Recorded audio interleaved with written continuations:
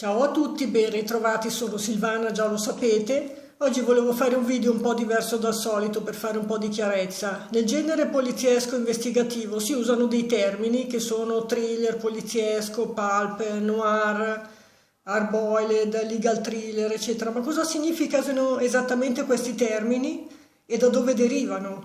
Cerchiamo di chiarire un po' questa questione. Prima di tutto il termine giallo, thriller, poliziesco, eccetera, è un termine generico per indicare il genere crime, cioè è un termine abbastanza vago. Giallo si dice solo in Italia e deriva dalla fortunata serie dei Gialli Mondadori. Nel 1929 hanno cominciato a pubblicare questi libri con la copertina gialla e da allora si sono chiamati gialli.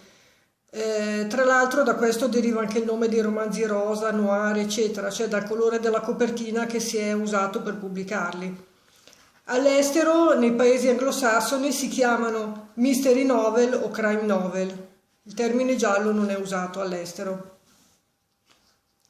Invece i termini noir, pulp, hard-boiled, eccetera, sono dei termini stranieri. Noir è francese, hard-boiled e pulp sono anglosassoni, che indicano una sottogenere sempre del genere giallo investigativo, però è un tipo di giallo più violento, più crudo. Il poliziotto di solito è il classico piedipiatti oppure l'investigatore armato, violento, un lupo solitario, un misogino, anche se di solito è circondato da belle donne, però preferisce stare da solo. Si svolgono in città, solitamente c'è il classico piedipiatti che macina chilometri sui marciapiedi e inciampa in cadaveri dappertutto,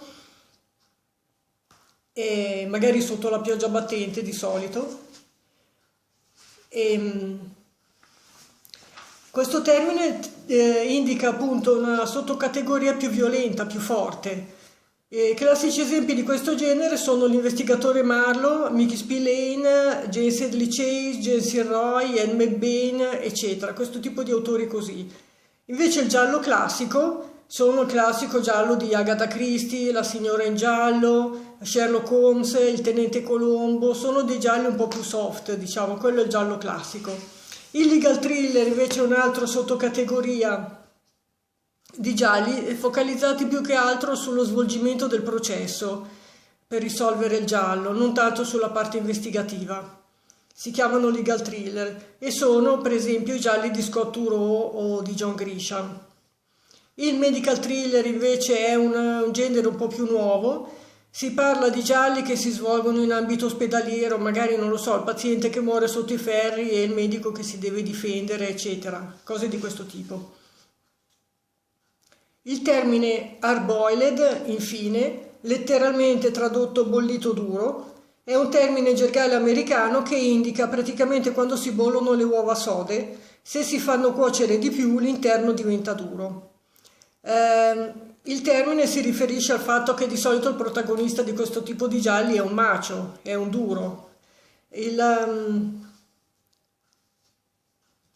termine pulp è sempre un termine di origine americana anglosassone, si riferisce alle riviste economiche dalle copertine molto sgargianti dove venivano pubblicati questo tipo di racconti ai primi tempi negli anni 20-30 del XX secolo. Venivano pubblicate puntate su queste riviste che erano fatte con una carta piuttosto economica, fatta con la polpa del legno. Appunto in gergo venivano chiamate pulp queste riviste, per questo motivo, e da lì ha preso il nome i racconti. Il termine rosa, noir, giallo, eccetera si riferiscono anch'essi al colore della copertina con cui venivano pubblicati di solito questo tipo di romanzi. Più o meno abbiamo chiarito la differenza tra il thriller, il poliziesco, il noir, il pulp, eccetera. Spero di essere stata abbastanza esaustiva. Se vi è piaciuto il video condividetelo, iscrivetevi al canale se non siete ancora iscritti e cliccate sulla campanella per le notifiche.